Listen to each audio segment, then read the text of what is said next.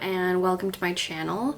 My name's Jackie. I am a 24-year-old from Toronto, Ontario. I'm a route setter and coach, and I thought I would take some inspiration from Zach Richardson and film my climbing session and kind of analyze it, take you through it, show you what climbs I do and what a typical limit climbing session looks like.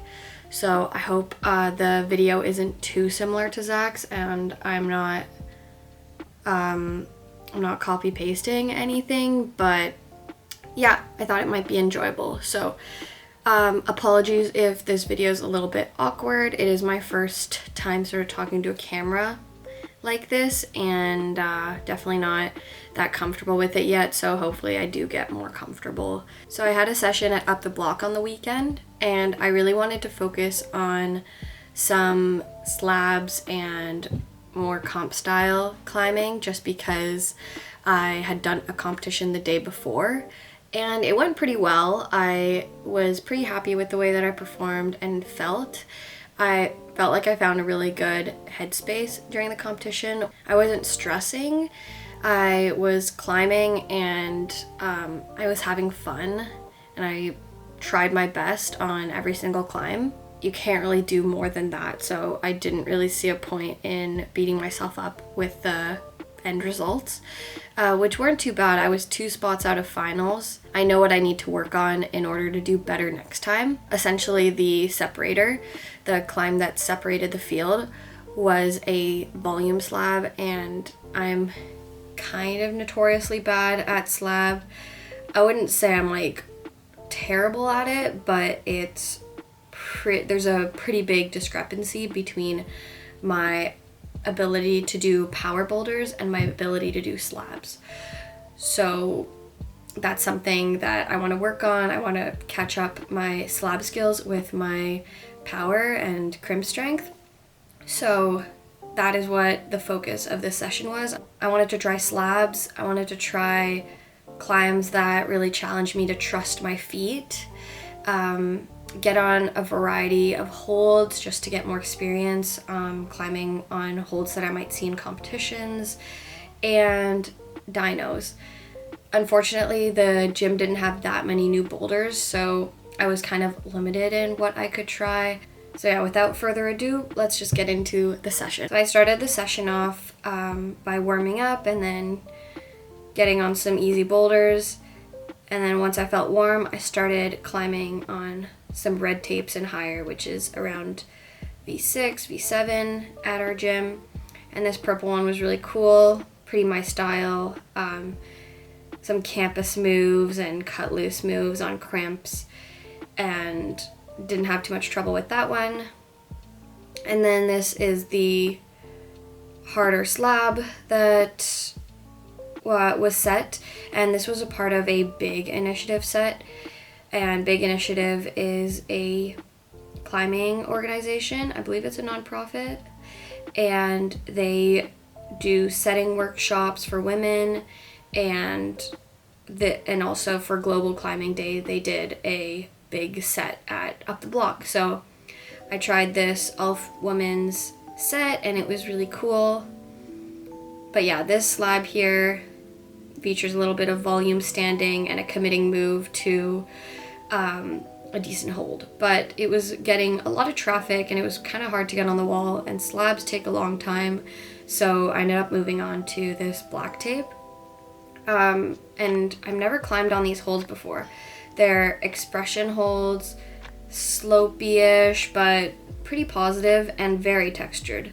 So I worked on this one here, and the crux, well, the first crux was this big bump.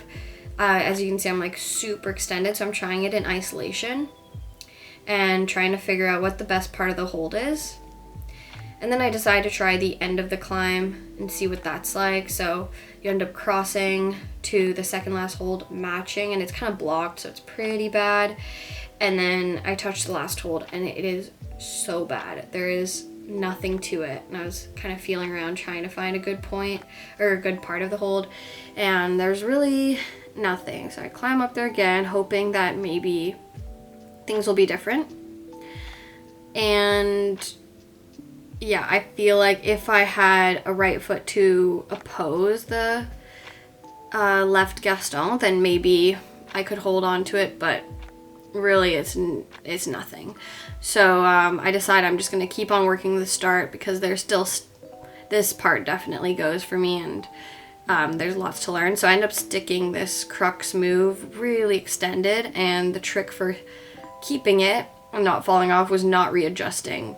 Once I had a handle on it, I got my left foot, did a toe hook, and then I could move through the rest. I decided to try the end anyways, and I was like, this probably doesn't go for me today. Maybe if I had like insane slope strength, it could go. But yeah, I moved on to the red tape, red holds on slab because there was less people on it, and it went much better. So I managed to hike my feet up, get them high, and I'm crimping the volume, which I know is looked down upon by some people, especially setters, just because they almost never intend for you to crimp the volume. But in competitions, you will often see competitors crimping the volume. It just makes you feel a lot more secure, and you don't have to solely rely on your lower body. So now I'm at the end here, I'm pressing, trying to figure out what to do. I end up crimping the edge of this crescent, like going behind the seam with my nails, which felt good. And on my way down, I end up hitting this down climb hold with my elbow, and it was so painful. My arm was numb for a solid 15 minutes.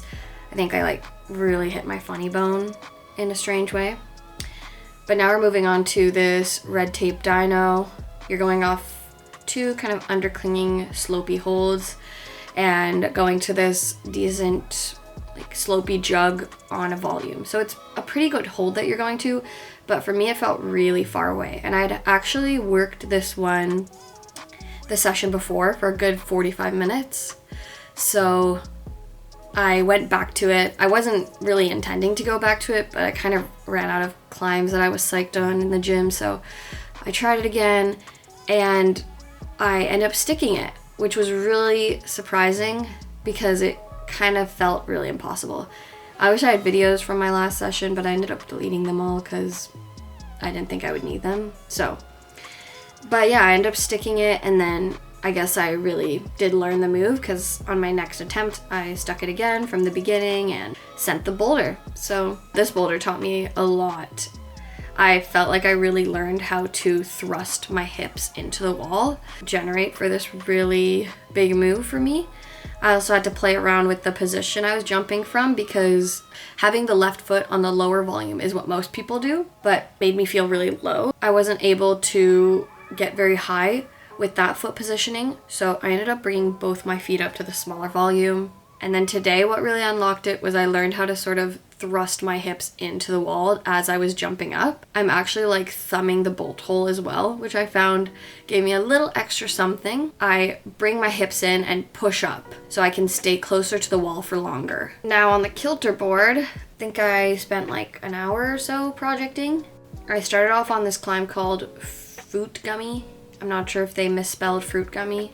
It features some very big moves. I found some beta for the beginning that was a little bit more doable for my height. I get a really high left foot and then kind of let go with my left hand, and I'm on my right, just isolating on my right hand, and then I jump towards the crimp. And then the next move is also super big, so I tried a few times in isolation, and I make a little bit of progress. You can see I'm like pretty much hitting the edge of the hold, so I think it goes. But I end up trying the end here, just make sure that that goes as well. So, end felt pretty chill. It was really just this one move that was missing. And it's pretty tricky because the feet are just not ideal. So I tried from a much closer and better hold, and it goes first try. So I know that I can make this span, and holding that cut is totally doable.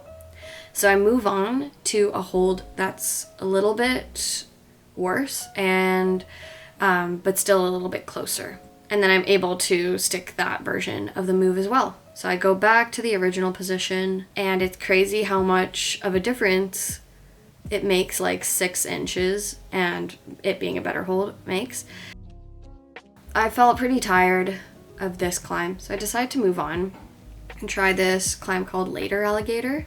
The beginning felt pretty chill, just moving through some bumps and decent edges, and I'm not gonna lie, at this point my skin was hurting.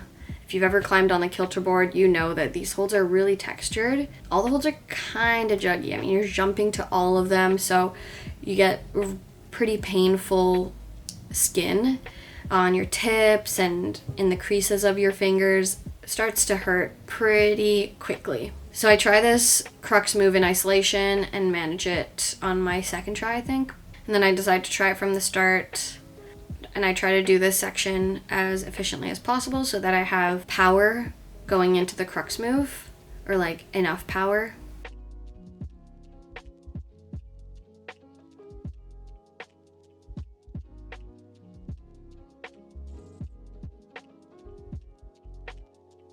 Right, and then we're at this crux move, and I nearly stick it, but I do this painful dry fire.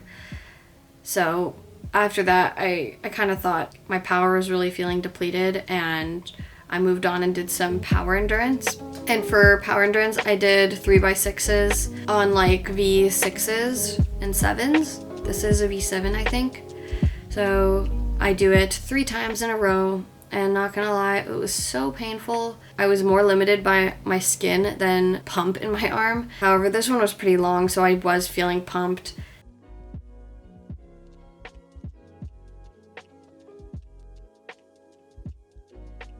And that concludes my session.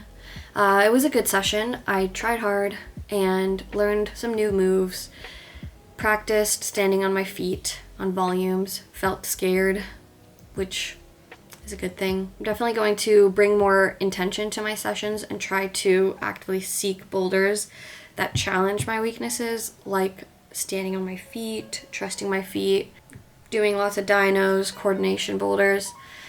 Because even though my goals don't simply revolve around competitions, I have outdoor goals as well. I still want to be as well-rounded as possible. And also I'm a setter, so I want to be able to forehand those boulders, and I don't want to feel completely useless on them. And these are moves that are really popular in gyms right now. If you avoid them, then you're kind of limiting yourself and what you can try in the gym. So might as well practice these moves and not be intimidated by them. So that's kind of my goal. I want to feel more confident on these types of boulders. And I do think that there is some carryover to your outdoor climbing. It's always useful to know how to use momentum, and you really learn that when you're doing dynos and coordination boulders, or what some people call comp style. That was my session. This is my first video. Hope you enjoyed, and let me know what you think.